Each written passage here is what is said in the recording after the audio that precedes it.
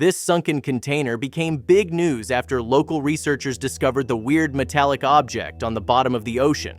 On the surface, it looked like a standard shipping container, but inside, it held a massive secret. So when their diving robot dug it up and the heavy-duty doors swung open, everyone turned pale instantly. But before we dive into the story, make sure to smash that like button, hit subscribe, and ring the notification bell so you never miss out on our exciting stories. It was no accident that the container was found on this particular day. Coast Guard buoys measured large-scale disturbances in the waters, and sonar reports kept coming in. Only something extremely heavy dropping down into the ocean could cause this, and Captain Izzy Barkley's team was tasked with investigating the tremors. The buoy that detected the most tremors was about 20 miles from shore. When Izzy and her team arrived at the scene, they got straight to work. Izzy was also the main researcher, so it was customary for her to dive down first. She ascended and saw their target after just a couple of minutes. There was a massive shipping container present at the bottom of the ocean, and it was obvious that Izzy could not lift the metal object out of the water with her bare hands. So when Izzy resurfaced, she quickly ordered the ship's diving robot to take over. "Let's get it onto our boat," she demanded. Luckily, they didn't just leave their research facility with just any vessel. No, their ship had high-end equipment, which Izzy was qualified to use. So with Izzy's orders in place, her colleagues prepared the drone to delve down deep. But nobody was ready for the bizarre discovery that was about to be made. As the drone was lowered into the water, Izzy took over the controls, and the exciting part of this mission could commence. The water was calm and clear, making it easy to navigate toward the container at the bottom. But reaching the object would not turn out to be the tricky part.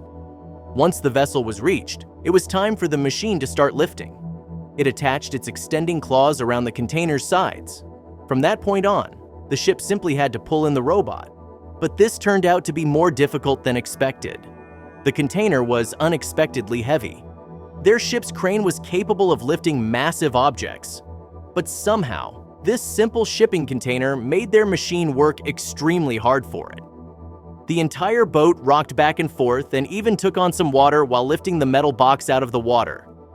"What the hell is in there?" Izzy said. With much effort and a few nervous faces, they eventually managed to lift the mysterious container out of the water. With a loud bang, it landed on the deck of their ship, and the entire crew immediately rushed in to inspect the exciting find. "What is it? Why is it here? And what is inside?" Izzy's co-workers might have been excited. However, the one who was truly intrigued was Izzy herself, because she noticed something that alluded to her colleagues. A shipping container wasn't usually watertight, so when lifted off the ocean floor, one might expect water to leak out of every hole, but somehow, that wasn't the case here. Somehow, this plain-looking shipping container was insulated, like it was designed to keep every drop of water out. But why was that? The team's deck workers, who formed the crew's muscle, had already started pulling on the door handle. But Izzy urged them to be careful. "We don't know what's in there!" Everybody awaited Izzy's command. After a few deep breaths, she decided that it was time. "Open her up, but do it slowly," she stated. With a large bolt cutter, the main lock on the container was cut off, and afterward, the door's handles were pulled aside. Slowly but surely, the container door swung open, and when the door was finally fully opened, everyone watching turned pale instantly. Nobody could have expected them to make this bizarre discovery. And the one who shocked me the most was Izzy herself. She was transfixed by what she saw inside this metallic vessel. I just don't understand. What is going on?" Izzy stepped away from her crane operating post and inched closer to the mysterious container. She silently walked past her crew members and entered the open container space. The woman's eyes were as wide as they had ever been, and with it, she scanned every inch of this confusing place. Izzy's finger ran over every item inside the container. Some objects were made of wood, and others were covered in fabric. They were things that had no business being in a place like this. And with every item Izzy saw, confusion grew increasingly inside her mind. She turned around and looked at her crew. Nobody said anything at first. They had discussed the container's possible contents, but nobody expected this. Izzy was the first to break the silence. "What is this? Did someone live here?" Her voice was drenched in disbelief because the contents were weirdly homely. She pleaded for one of her colleagues to explain, but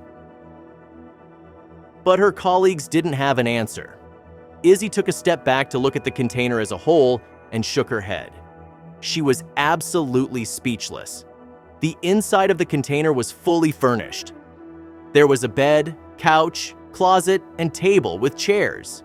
It had everything any regular household had. "Has any of you ever seen anything like this?" Izzy asked her colleagues, but everyone in the group shared the same disbelief and confusion about the bizarre finding. There were many questions. Where did this come from? Who would live like this and why? It didn't take long for the group to start investigating. Izzy was surprised not only by the fact that the container was fully furnished, but also by the fact that everything was still somewhat in place. They quickly discovered that everything was nailed to the floor. However, some loose items were scattered on the ground, and they found photos of a man and his family. Did he or they live in the container? Who were they and what happened? They continued the search to find answers to those questions. They searched every inch of the container, but didn't find anything that got them closer to the truth. Izzy let out a frustrated sigh and was about to give up when one of Izzy's colleagues suddenly let out an excited yell. When she turned around, she could see him holding up a plastic Ziploc bag. But what sparked his excitement was what was inside it. Some sort of recorder. Izzy rushed toward him and carefully grabbed the bag. Maybe this could give them some answers. Izzy handled the bag cautiously, anxious any wrong movement might cause it to break or ruin any recording inside. The bag was stowed away very neatly, and when she opened it, Izzy immediately noticed that the device was still dry. This was a good indication, and she pressed play with good faith. Even though the recorder seemed dry and Izzy had faith, her heart still jumped when a voice could be heard. The group let out some excited murmurs, and Izzy gestured for silence so they could listen to the recording. It was a male voice, probably from the man in the pictures. This was great. It was hard to understand the recording out in the middle of the ocean, so the group quickly moved inside. At first, it was mostly background noise, but then the voice sounded clear. "I need to record this before they notice we are here and capture us." It responded to someone in the background. The voice sounded panicked, making the first spoken sentence in the recording very ominous. There was a short silence, and then the man cleared his throat and introduced himself as Ahmed Osman. "I hope someone will find the container in this recording and is able to help. Lives are at stake," he hurriedly spoke. The recording suddenly fell silent. Izzy looked at her colleagues, who all shared the same look, a look of pure disbelief and confusion. What had they gotten themselves into? What was going on? The message sounded disturbing, and they wanted to help this person. But how? Then, the recording suddenly continued. The recorder crackled, and the sound wasn't as good as before. Izzy moved closer to hear what the voice said. "We are in desperate need of assistance. We are on the Ever Cargo Voyager, but I don't know for how long. Please, save us." The tone of the man got more and more desperate. Then, the recorder stopped again. Izzy tried to get it to work again, but her efforts were futile. It was broken. The room fell silent. They were all speechless. Everybody realized something terrible had happened to the people the container belonged to. But what exactly? And could they help them? Then Izzy remembered something. The ship had been sighted multiple times, but only seemed to dock for a short while each time. It only refueled and moved minimal cargo, even though it was filled with containers. Izzy frowned and sighed. Why would a ship with shipping containers dock so few times and not load its containers? This odd behavior greatly confused Izzy and raised some red flags. She discussed it with her colleagues, who agreed that something suspicious was happening with that ship. Izzy reviewed the log database again, hoping to find more information about the vessel. she exclaimed when she noticed its last seen location. "It's close!" The weird reports in the log database and the ominous recording were enough for Izzy to try to track down the ship. The location the vessel was last seen wasn't too far away, so they could be there soon. And if they interpreted the man in the recording correctly, time was of the essence. Izzy ensured everyone aboard was on the same page and was happy to see everyone share her concern about the situation. She gave the captain the coordinates of the ship's last known location. Once they arrived, they were surprised to see the vessel floating 20 kilometers from the coast. It was just lying there. Even though Izzy and her colleagues were curious to find out what was happening, they were also anxious to get close. The recording sounded very menacing, and they agreed that this wasn't just a job for them. They needed help. "I will signal the Coast Guard and police," Izzy said resolutely. Izzy ensured that when the Coast Guard arrived with the police, they were out of the cargo ship's line of sight. Once the officers were aboard, she quickly explained the situation and told them what they had heard on the recording. She was relieved that the police believed her and took it very seriously. But there was one major problem. Given the reports about the ships, it was safe to assume they docked shortly to keep people from seeing what they were up to. If they saw the officers approaching, they would surely not let them aboard. They needed a plan, and luckily, Izzy thought of something. The police officers could lend some of the research crew's clothing and approach the ship in disguise. They were less likely to turn away a group of scientists. "You can say we're investigating fish migration in the area and that their ship is in prime position to do some readings," Izzy said. Izzy felt her heart pound against her chest as she and two police officers approached the container ship. The trio used a small dinghy stored on the back of the research vessel to cross the distance.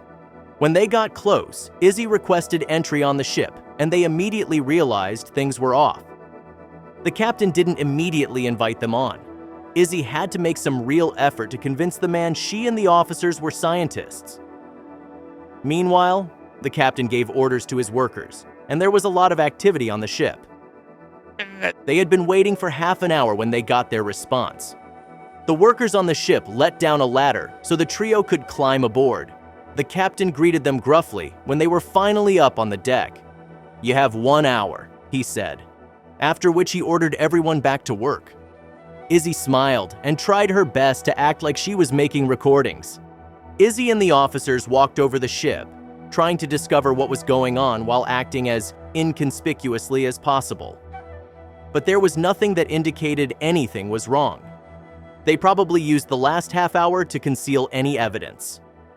Out of desperation, Izzy started to whisper the man's name. "Ahmed Osman, are you here?" She repeated a few times as the trio walked between multiple containers. Then, suddenly, one of the containers beside them opened up, and they were pulled inside, after which the door closed again. The trio was surprised to see that the container was filled with people. But the container wasn't only filled with people. This one was furnished like the container they had pulled out of the ocean. "Who are you?" a man demanded. Izzy immediately recognized him from the pictures and the recording. She stepped forward and explained who they were, and that they found his recording. Ahmed's expression immediately cleared up. "I can't believe it. I hoped it would get found, but I didn't actually think it would be," the man rambled. He shook their hands excitedly and let out a sigh of relief. "This is our chance to get off this horrible ship," he said to the others. Ahmed explained that he and all the others were looking for passage to a safe country. He heard rumors about a ship taking people aboard and doing just that. But once he was on board, things changed. "In return for the journey, I had to work on the ship for 1 year, but they kept extending that period, never letting me get ashore," Ahmed explained. "I've been here for 2 years, but some of these people have lived here much longer." Everyone lived inside containers like this, and the captain and crew exploited them. The conditions were horrible, and the endless labor caused him to rebel. But the crew quickly found out I was the reason behind the uprising and took drastic measures to stop it, Ahmed sighed. He explained they threw his container overboard. removing and destroying his home in the process. But before they could, he was able to hide a message inside, hoping someone would find it. When Ahmed finished his explanation, the container was filled with silence. Izzy and the officers couldn't believe what they had just heard. This was far worse than they could have imagined. The ship was filled with families who were exploited and falsely imprisoned. They had to do something about it, and fast. Now that the police knew what was going on, they took action. They asked Ahmed how many crew members the ship had and if they could put up much of a fight. Backup was called once they had a complete picture, and a surprise raid was planned, and it worked to perfection. Due to the surprise attack, the ship's crew was quickly arrested. With the criminals were in custody, the Coast Guard took control of the ship. Meanwhile, Izzy helped Ahmed free all the families, and not much later, the boat docked at the nearest city. There, an emergency shelter was put up to care for the victims. It didn't take long for the media to pick up the story. It became a nationwide story, and Izzy followed it closely as she returned home after the city took control of the support. She was glad to see the situation had a good outcome and incredibly happy she played a part in it.